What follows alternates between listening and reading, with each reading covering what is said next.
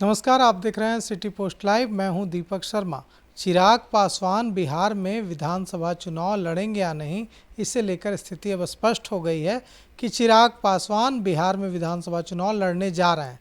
उनकी पार्टी ने प्रस्ताव पारित कर उन्हें भेज दिया है और जिसमें कहा गया है कि चिराग पासवान को लड़ना चाहिए बिहार में विधानसभा चुनाव। अब इसके क्या मायने हैं, अगर यहाँ विधानसभा चुनाव चिराग पासवान लड़ते हैं तो उसका क्या इम्पैक्ट होगा बिहार की राजनीति पर, इस पर चर्चा करने के लिए हमारे साथ हैं वरिष्ठ पत्रकार श्रीकांत प्रत्युष। तो अगर चिराग पासवान लड़ते हैं, अगर तो रहा भी नहीं, अब तो लड़ने जा रहे हैं, पार्टी वे अब तक कह रहे थे कि पार्टी फैसला लेगी और पार्टी ने फैसला ले लिया है, तो इसका बिहार की राजनीति पर क्या असर होगा? देखिए दीपक, चिराग पासवान ने जब पहली बार कहा था कि बिहार मुझे बुला रहा है और मैं बिहार में बड़ी भूमिका निभाना चाहता हूँ, केंद्र की राजनीति की जगह पर बिहार की राजनीति करना चाहता हूँ, तभी सभी लोगों के कान खड़े हो गए थे कि क्या चिराग पासवान बिहार का सीएम बनना चाहते हैं। और राजनीति में तो महत्वाकांक्षा होनी ही चाहिए, और चिराग पासवान तो शुरू से ही फर्स्ट बिहार और बिहार फर्स्ट, बिहारी फर्स्ट अभियान चलाते रहे हैं। उसका मकसद ही था कि वो बिहार का सीएम बनना चाहते हैं, और अब उन्होंने खुलकर कह दिया है कि वो बिहार आना चाहते हैं, विधानसभा चुनाव लड़ना चाहते हैं। पार्टी के हाथ में फैसला छोड़ा था कि पार्टी फैसला लेगी कि चुनाव लड़ना है या नहीं लड़ना है, लड़ना है तो कहाँ से लड़ना है। तो अब तो पार्टी के बड़े नेता, उनके बहनोई भारत अरुण भारती अरुण भारती जो सांसद भी हैं और संसदीय बोर्ड के अध्यक्ष हैं, चिराग पासवान के नंबर 2 पर हैं वो, तो उन्होंने कहा है कि पार्टी ने प्रस्ताव पारित करके भेज दिया है चिराग पासवान को विधानसभा चुनाव लड़ने का। लेकिन किस सीट से चुनाव लड़ेंगे अभी ये तय नहीं हुआ है, ये तो पार्टी के लोग चिराग पासवान मिलकर तय करेंगे। लेकिन पार्टी सहमत है, पार्टी चाहती है कि चिराग पासवान विधानसभा का चुनाव लड़े। देखिए, मुझे लगता है कि चुनाव लड़ भी सकते हैं और नहीं भी लड़ सकते हैं। उनके बिहार की राजनीति में दिलचस्पी दिखाने का मकसद है एक संदेश देना कि वो बिहार में राजनीति करना चाहते हैं, बिहार का मुख्यमंत्री बनना चाहते हैं, और साथ ही साथ ये भी संदेश देना कि भाई वो नीतीश कुमार के खिलाफ नहीं है। क्योंकि आपको पता ही है कि पिछली बार विधानसभा चुनाव में नीतीश कुमार को काफ़ी नुकसान पहुंचाया था। लेकिन अब जब एनडीए में आ गए हैं चिराग पासवान, तो नीतीश कुमार के साथ सहज संबंध बनाने की कोशिश करते दिखाई दे रहे हैं। नीतीश कुमार भी और चिराग पासवान भी, दोनों नहीं चाहते कि वो आमने सामने हो, दोनों एक दूसरे का नुकसान नहीं करना चाहते। और चिराग पासवान कह रहे हैं कि भाई इसमें कोई डाउट नहीं, कोई संशय नहीं कि एनडीए नीतीश कुमार के नेतृत्व में चुनाव लड़ेगा, मुख्यमंत्री वही होंगे। लेकिन मुझे बिहार की राजनीति में आना है, बिहार मुझे बुला रहा है और बड़ी भूमिका निभाना चाहता हूँ। मतलब साफ है कि उनको लगता है कि नीतीश कुमार भले मुख्यमंत्री बन जाएं, लेकिन 5 साल तक नहीं टिक सकते, उम्र ज़्यादा है और कभी भी वो राजनीति से संन्यास का ऐलान कर सकते हैं। वैसे में दावेदारी तभी मजबूत रहेगी चिराग पासवान की जब पहले से वो विधायक रहे। बिहार की राजनीति में आ जाए। विधायक नहीं भी रहेंगे तो सांसद भी हैं तो मुख्यमंत्री बन सकते हैं, वो बाद में विधान परिषद से जा सकते हैं या किसी सीट से चुनाव लड़ सकते हैं अपने ही विधायक को हटाकर। वो कोई बड़ी समस्या नहीं है। मकसद है संदेश देना कि भाई हम बिहार की राजनीति में इच्छुक हैं, हम सीएम बनना चाहते हैं, लेकिन नीतीश कुमार की इच्छा से बनना चाहते हैं। ये भी तो हो सकता है ना कि सरकार बनती है अगर एनडीए की, तो उसमें डिप्टी सीएम रहे चिराग पासवान। हो सकता है। अब चिराग पासवान विधानसभा चुनाव लड़ेंगे तो डिप्टी सीएम तो तय है, मान कर चलिए, क्योंकि डिप्टी सीएम तो वैसे भी बिहार में 2-2 हैं, तो उसमें एक चिराग पासवान को जगह मिल जाए कोई बड़ी बात तो है नहीं। और चिराग पासवान डिप्टी सीएम बनेंगे तो उनकी दावेदारी और मजबूत हो जाएगी, क्योंकि बतौर डिप्टी सीएम वो अपने कामकाज को दिखा सकते हैं। तो एनडीए ने कोई संकेत दिया कि अगर ऐसा होगा तो डिप्टी सीएम उनको बनाया जाएगा, क्योंकि अभी तो 2 जो डिप्टी सीएम हैं वो बीजेपी के हैं। देखिए, अभी एनडीए कैसे संकेत देगा? नहीं, ऐसा हो सकता है ना कि सीटों की शेयरिंग पर जो बात चल रही है उसमें उनको यह बात कहकर कंसोल किया जाए कि ठीक है, डिप्टी सीएम आपका रहेगा। देखिए, डिप्टी सीएम बनना है तो ज़्यादा सीट भी चाहिए। चिराग पासवान की पार्टी के लोगों का कहना है कि भाई 12 लोकसभा सीट है जेडीयू के पास, और जेडीयू 115 सीट मांग रहा है।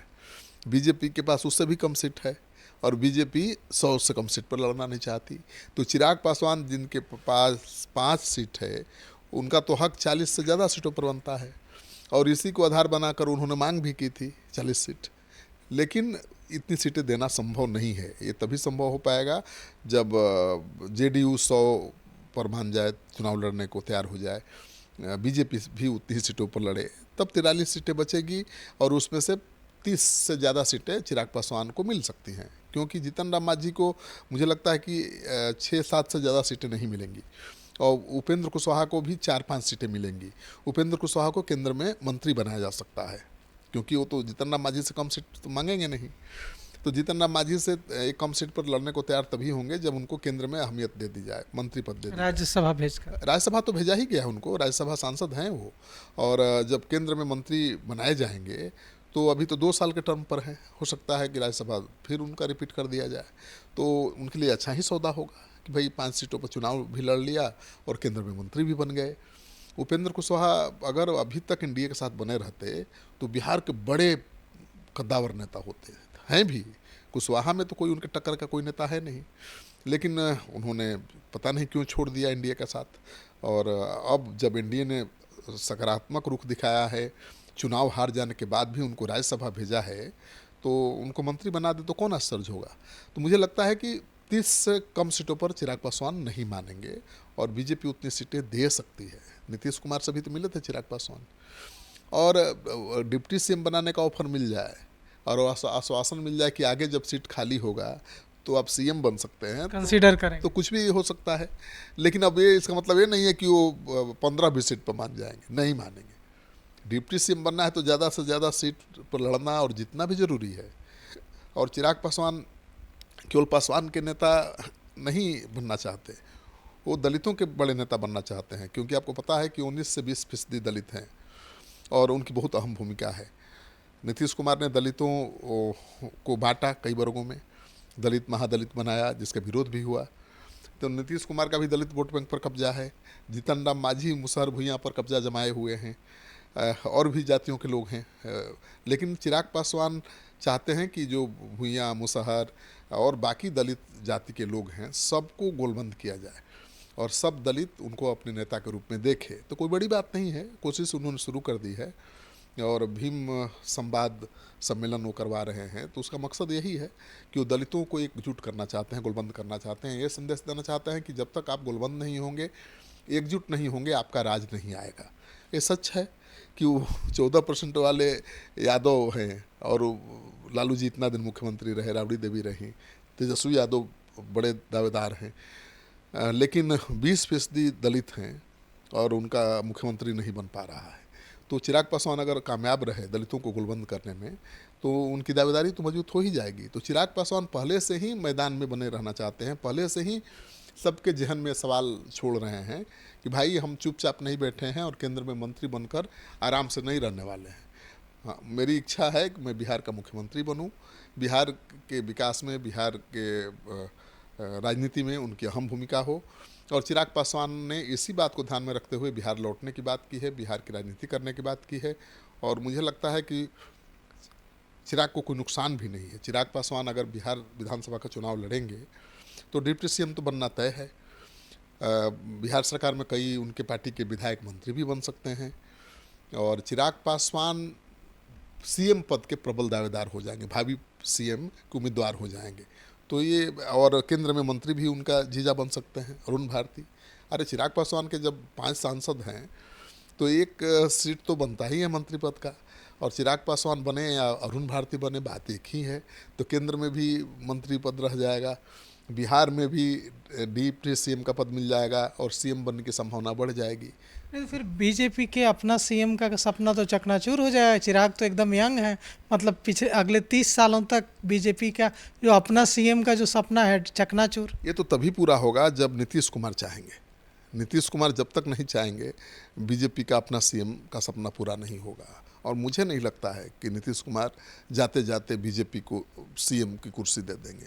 वो उससे ज़्यादा बेहतर वो चिराग पासवान को देना समझेंगे, क्योंकि चिराग पासवान को सीएम की कुर्सी देकर जाएंगे तो उनका कद और बढ़ेगा।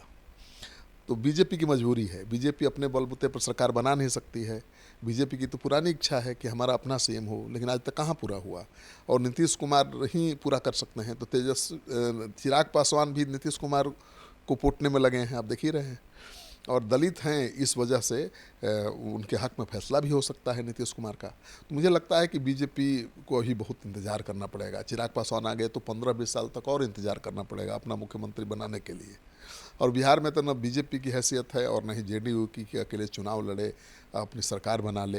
लेकिन चिराग पासवान तो नीतीश कुमार की तरह आने वाले दिनों में एक बैलेंसिंग फैक्टर बन सकते हैं। अगर दलितों को गोलबंद कर लिया तो बिना उनके किसकी सरकार ही नहीं बनेगी।